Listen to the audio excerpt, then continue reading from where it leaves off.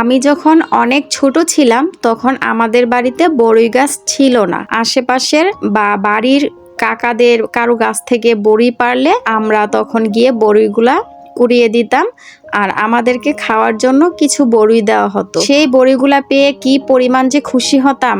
আর এখন দেখুন নিজের গাছে এত এত বড়ই কিন্তু খেতে ইচ্ছা হয় না। হ্যালো ভিউয়ার্স, আসসালামু আলাইকুম, welcome back to my channel. আশা করছি সবাই অনেক ভালো আছেন। আল্লাহর রহমতে আমরাও ভালো আছি।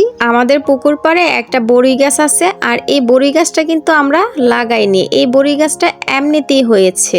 ফার্স্ট টাইম যখন বড়ি গাছটার মধ্যে বড়ি ধরছিল, বড়িগুলা খেতে এতটাই বাজে ছিল, না টক ছিল না মিষ্টি ছিল, একেবারেই খাওয়া যেত না বড়িগুলা।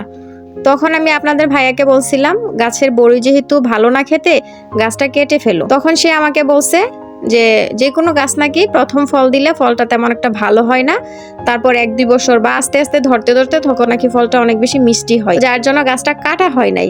আপনাদের ভাইয়ার কথাটাই ঠিক হইছে।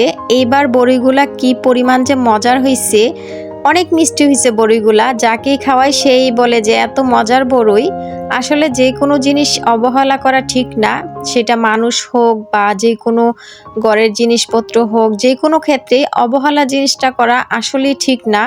কখন কোন জিনিস কাজে লাগে, কখন কাকে কাজে লাগে কেউ কিন্তু বলতে পারবে না। আমাদের উচিত প্রত্যেকটা জিনিসকে যত্ন সহকারে রাখা, অবহেলা না করা।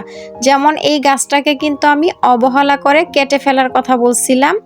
আজকে এই গাছের বড়ই খাওয়ার জন্য সবাই অনেক পাগল। আপনাদের ভাইয়া বড়ি তেমন একটা পছন্দ করে না, কিন্তু এই বড়িগুলা কি মজা করে যে সে খায়। সব সময় আপনাদের ভাইয়াই বড়িগুলা গাছ থেকে পেড়ে বাসায় নিয়ে আসে। আজকে আমি বলছি যে আমি নিজে গিয়ে বড়ি পারবো আর নিজে কুড়াবো, তারপর বড়ি বাসায় আনবো। নিজের গাছের বড়ি পেড়ে আনাটা কিন্তু একটা অন্যরকম ভালো লাগা। দুপুরবেলা চলে আসলাম পুকুর পাড়ে বড়ি পাড়ার জন্য। আর আমার সাথে আসছে আমাদের কিউট আরাফ বাবু। সবাই কিন্তু মাশাল্লাহ বলতে ভুলবেন না, সে হলো আমার ভাসুরের ছেলে, মানে ভাতিজা হয়। এত বড়ি তো আর খাওয়া সম্ভব না, তাই কিছু বড়ি আশেপাশের মানুষদেরকে দিয়ে দিচ্ছি।